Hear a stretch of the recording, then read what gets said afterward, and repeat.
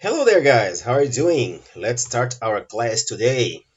Today we're talking about the past continuous. Hoje a gente vai falar sobre o past continuous, ou como alguns autores chamam, past progressive, passado progressivo. Mas vamos tratar aqui como past continuous, passado contínuo, tá?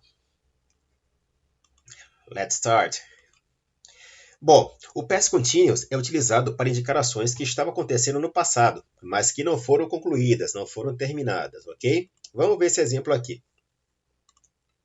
At the time, he was living in São Paulo. Naquele tempo, ele estava morando em São Paulo. Então, é uma ação que aconteceu no passado, mas que não foi concluída. Pelo menos nós não sabemos se foi concluída. Próximo exemplo. Yesterday, he was working in the garden. Ontem, ele estava trabalhando no jardim. Certo? Então, a ação que estava acontecendo no passado. Próximo exemplo. Próxima situação. É também utilizado para descrever uma ação passada que estava em andamento quando outra aconteceu. Aí são duas ações que aconteciam no passado. Enquanto uma estava acontecendo, outra ação no passado aconteceu e acabou interrompendo a primeira. Vamos ver o exemplo para ficar mais prático. She was walking in the park when it started to rain. Ela estava caminhando no parque quando começou a chover. Observem que eu destaquei essas duas expressões aqui.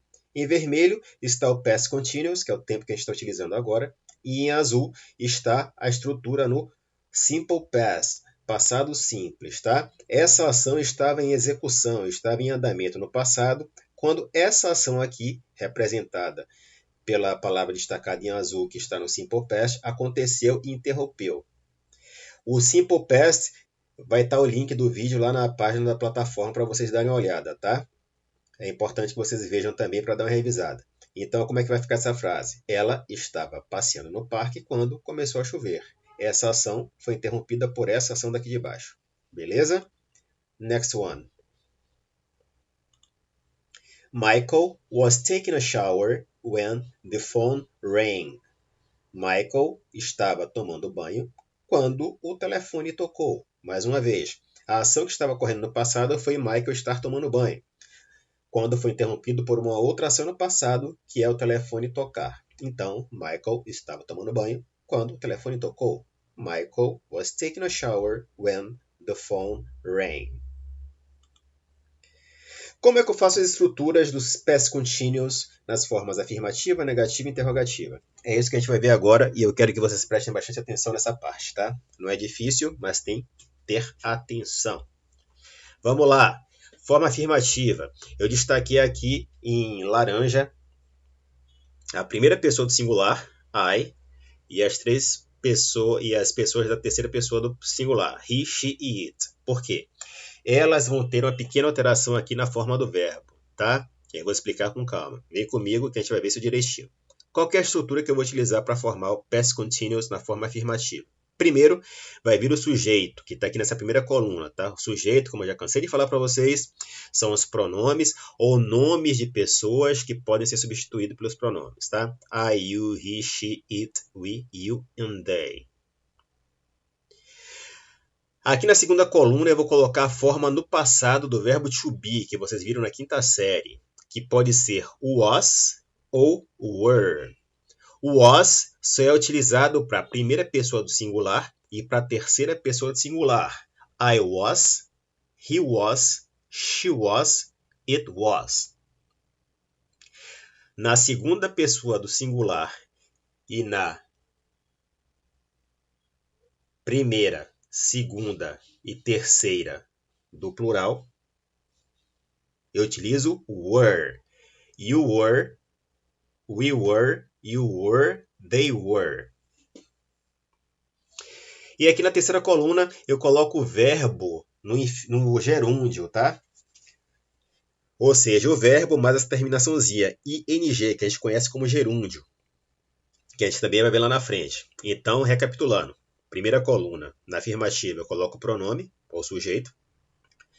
Na segunda coluna, eu coloco o verbo to be no passado, que pode ser was ou were. Na terceira coluna, eu coloco o verbo mais a terminação ing. e depois eu coloco o resto da frase. Exemplo aqui que eu coloquei, verbo open, abrir. I was opening the window. Eu estava abrindo a janela. You were opening the window. Você estava abrindo a janela. We were opening the window. Nós estávamos abrindo a janela. Observe que esse ing que a gente utiliza aqui é a indicação de gerúndio, tá? Esse ing é a equivalente em português ao nosso gerúndio, que é NDO. Quando a gente fala comendo, andando, falando, esse NDO do fim da palavra é considerado em português gerúndio. Em inglês, o gerúndio é marcado por ing, tá? Então, quando vocês virem aqui eu falar em ing no past continuous, eu estou falando do gerúndio, tá? Que a gente vai ver no finalzinho, tem um slide explicando como é que a gente vai fazer essa mudança. Exemplos. Mary was opening the window. Maria estava abrindo a janela. Uma ação que estava ocorrendo no passado. Qual pronome eu posso substituir Maria aqui? Vou dar 3 segundos para vocês pensarem e responderem. 1, 2, 3. Quem disse que eu posso substituir Mary por she está certo, tá? Eu poderia colocar she was opening the window. Dá no mesmo. Próximo exemplo. Julius was driving a fancy car when I met him. Julius estava dirigindo um carro legal, um carro bacana, quando eu o encontrei. Então, essa ação está no passado, essa ação está no passado. Lembrando, aqui está nos past continuous, que é o verbo to be, mais o verbo, mais o ing, e aqui está no simple past, que vocês vão revisar depois, tá? O link está lá na página da plataforma. Agora vamos ver a forma negativa. É super parecido com a forma afirmativa. A diferença é que nós vamos utilizar essa partícula aqui que eu já falei para vocês, not, que vai indicar que a frase está na forma negativa, é a partícula de negação. A estrutura é basicamente a mesma. Primeiro nós vamos colocar o sujeito, ou o pronome, depois o verbo to be no passado, que pode ser o was ou were, a partícula not, e aqui o verbo mais o ing, o gerúndio, e o resto da frase. I was not opening the window. Eu não estava abrindo a janela. She was not opening the window. Ela não estava abrindo a janela. Right? Let's go to the examples. Antes de passar para os exemplos, mais uma observaçãozinha. Se você quiser abreviar esse was not ou were not aqui, pode abreviar, tá? Como é que você vai abreviar? Aqui embaixo, ó. Was not pode ser abreviado por wasn't. Were not pode ser abreviado por weren't. Lembrando sempre que as abreviações são mais utilizadas na linguagem falada. Mas se você estiver escrevendo um texto que não seja formal, ou seja, para prova, etc., vocês podem abreviar a escrita também. Tá? Simbora. Aí poderia ficar assim. I wasn't opening the window. Eu não estava abrindo a janela. He wasn't opening the window. Ele não estava abrindo a janela. You weren't opening the window. Você não estava abrindo a janela. Lembrando que aqui é a segunda pessoa do singular, do singular, perdão.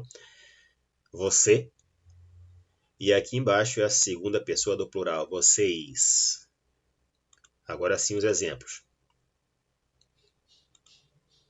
Pedro was not sleeping. He was reading. Aqui tem a forma negativa e aqui tem a forma afirmativa. Pedro não estava dormindo. Ele estava lendo. Certo? Próximo exemplo. Goku was not eating. He was flying. Goku não estava comendo. Ele estava voando. A mesma coisa. Aqui tem a forma afirmativa, aqui tem a forma negativa. E agora a forma interrogativa. Também estrutura parecida com a forma afirmativa, só que, nesse caso, o verbo to be, nas formas was or were, vem no começo da frase. E, obviamente, como eu estou falando de forma interrogativa, eu utilizo uma interrogação. Tá? Então, como é que vai ficar a estrutura? Está aqui do lado. Ó. Primeiro vem o was ou were, para depender da pessoa, no começo da frase. Depois vem o sujeito, o pronome, aqui. depois vem um verbo sem alteração nenhuma, o verbo mais ing, o resto da frase e interrogação. Was I opening the window? Eu estava abrindo a janela. Were you opening the window? Vocês estavam abrindo a janela? Tá? Lembrando que quando você fala, a entonação tem que mudar também, porque você está fazendo uma pergunta. Vamos para mais exemplos. Was Rochelle cooking? Rochelle estava cozinhando? Tá? Então aqui é a forma interrogativa do past continuous. Próximo exemplo. Was Marcus riding a bike? Marcos estava pedalando a bicicleta? Marcos estava pedalando? Então, mais uma vez relembrando, primeiro vem o verbo to be, na forma was ou were. Aqui eu estou utilizando o was porque eu estou trabalhando com a terceira pessoa do singular. Tá? No caso, he, Marcos. No caso, she, Rochelle. O verbo, ing, e o resto da frase, interrogação. Quais são as regrinhas para formarmos o gerúndio na língua inglesa, o ing, como eu falei, que equivale em português ao nosso NDO, falando, comendo, andando. Vamos lá. Primeiro, verbos terminados em E. Nós tiramos o E e acrescentamos ing. Como é que fica na prática? Vamos lá ver. Aqui eu tenho o verbo live, morar, viver.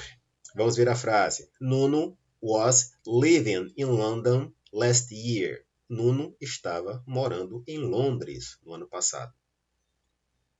Então eu tirei a letra E do verbo live e coloquei ing. Próximo exemplo.